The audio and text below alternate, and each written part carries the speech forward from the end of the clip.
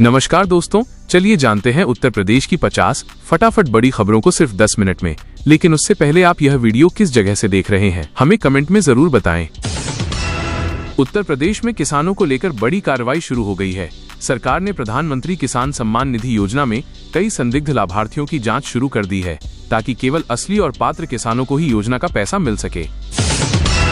मुख्यमंत्री योगी आदित्यनाथ ने अधिकारियों को निर्देश दिए हैं कि राज्य के हर पात्र किसान का पंजीकरण किया जाए। सरकार का लक्ष्य है कि जल्द ही प्रदेश के सभी किसानों को सरकारी योजनाओं का पूरा लाभ मिले। उत्तर प्रदेश सरकार ने युवाओं के लिए बड़ी भर्ती योजना की तैयारी तेज कर दी है। इस साल विभिन्न विभागों में बड़ी संख्या में सरकारी नौकरियों के लिए भर्तियां शुरू होने की उम्मीद है, जिससे लाखों युवाओं को रोजगार मिलेगा। राज्य में किसानों की आय बढ़ाने के लिए आधुनिक खेती को बढ़ावा दिया जा रहा है। सरकार गांव-गांव में किसान पाठशालाएं चला रही है, जहां किसानों को नई तकनीक और उन्नत खेती के तरीके सिखाए जा रहे हैं। प्रधानमंत्री नरेंद्र मोदी की किसान योजना के तहत उत्तर प्रदेश के करोड़ों किसानों को सीधे बैंक खाते में आर्थिक सहायता मिल रही है, जिससे खेती के खर्च में किसानों को राहत मिल रही है। उत्तर प्रदेश में वृद्धावस्था पेंशन योजना के तहत लाखों बुजुर्गों को हर महीने आर्थिक सहायता दी जा रही है। सरकार का लक्ष्य है कि प्रदेश का कोई भी पात्र बुजुर्ग इस योजना से वंचित न रहे। सरकार ने बुजुर्गों के लिए पेंशन प्रक्रिया को और आसान बना दिया है। अब कई मामलों में पात्र लोगों को अलग से आवेदन करने की जरूरत नहीं होगी और उन्हें सीधे पेंशन का लाभ मिल सकेगा। राज्य सरकार किसानों को सस्ती दर पर कृषि ऋण देने की योजना पर भी काम कर रही है, ताकि छोटे और सीमांत किसान आसानी से खेती के लिए लोन ले सकें और उत्पादन बढ़ा सकें। प्रदेश में ग्रामीण विकास को बढ़ावा देने के लिए कई नई योजनाओं पर तेजी से काम किया जा रहा है। सड़क, बिजली और सिंचाई परियोजनाओं को लेकर सरकार ने जिलों को तेजी से काम पूरा करने के निर्देश दिए हैं। उत्तर प्रदेश में पुलिस, शिक्षा और स्वास्थ्य विभाग में नए पदों पर भर्ती की तैयारी तेज हो गई है। इससे युवाओं को रोजगार के नए अवसर मिलने की उम्मीद जताई जा रही है।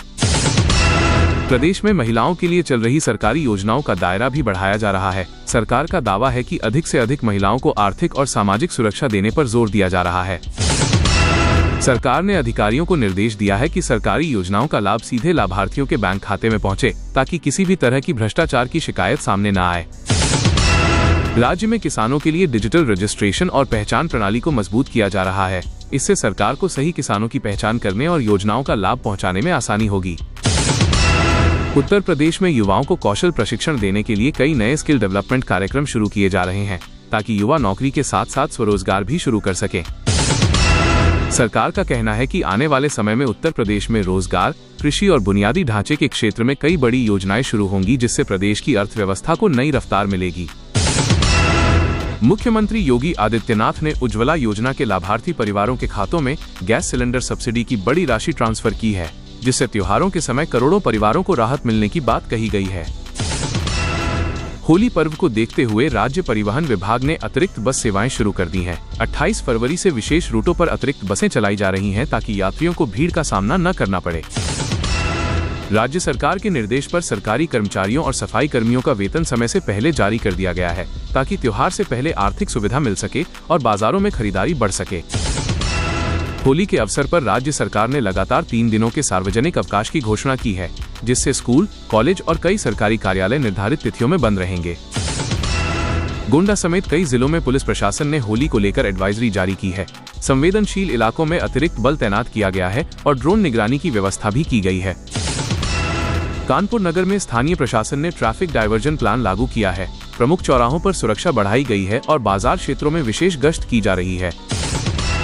प्रधानमंत्री नरेंद्र मोदी ने देश भर में चल रही विभिन्न विकास परियोजनाओं की समीक्षा की है, जिसमें उत्तर प्रदेश की कई बड़ी योजनाओं का भी जिक्र किया गया है। रमजान के मद्देनजर लखनऊ, आगरा, मेरठ और अन्य शहरों में सहरी और इफ्तार का समय जारी किया गया है। मस्जिदों और प्रमुख स्थानों पर व्यवस्था को लेकर प्रशासन सतर्क है। मौसम विभाग ने फरवरी के अंतिम दिनों में तापमान में हल्की बढ़ोतरी का अनुमान जताया है। दिन में धूप तेज रहने और सुबह शाम हल्की ठंड बने रहने की संभावना बताई गई है। होली से पहले खाद्य सुरक्षा विभाग ने बाजारों में छापेमारी तेज कर दी है। मिलावटी मावा और मिठाइयों की जांच की जा रही है और संदिग्ध नमूने लैब भेजे गए हैं। किसान सम्मान निधि और पेंशन योजनाओं की अगली किस्त को लेकर विभागीय स्तर पर तैयारियां जारी हैं। लाभार्थियों की सूची अपडेट की जा रही है, ताकि समय पर भुगतान सुनिश्चित हो सके।